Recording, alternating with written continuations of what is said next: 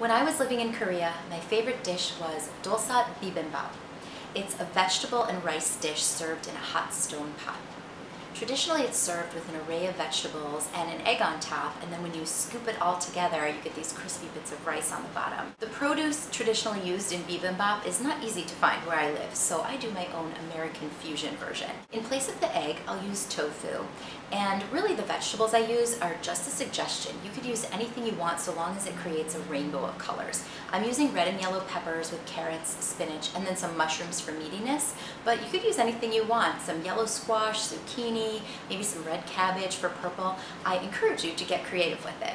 This exotic sounding dish is not nearly as hard to put together as you would think. It does, however, take a lot of pots and pans, but it can be done in the most simple way possible, as I'll show you. The reason for that is that we like to keep the colors all separate when you present it, and it's not until after you stir it together in the dish you're eating it that it all gets mixed together. So it's not quite like a stir fry, but it's worth every extra pot you have to wash or minute you have to put into preparing it because it's such a beautiful, yummy dish. Give it a try.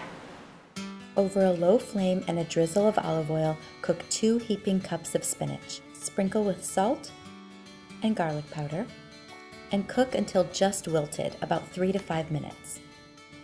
When it's shrunken down but still bright green, remove and set aside.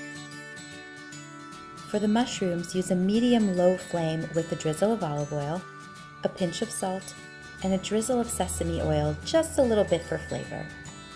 Cook for about 5 minutes. When reduced in size, turn off the heat and drizzle a little bit of soy sauce or tamari for extra flavor. Remove and set aside. For the peppers and carrots, you could do these in separate pans as well, but since I have one big one, I'm going to do them all together, but keeping them separate so that the colors stay separate. Do them the same as the mushrooms, medium-low flame, a little salt, a drizzle of sesame oil, and cook for 3 to 5 minutes. When softened but not overcooked, remove and set aside.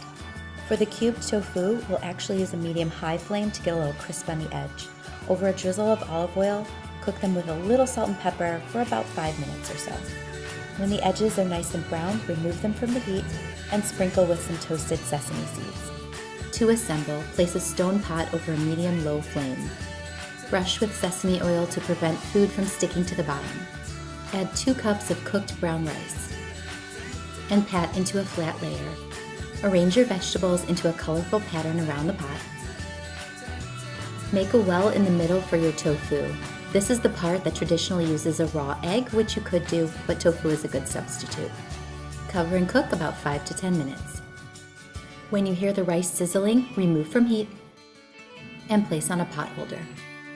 Sprinkle with green onion or fresh herbs, a drizzle of sriracha or gochujang for heat, and of course a side of kimchi.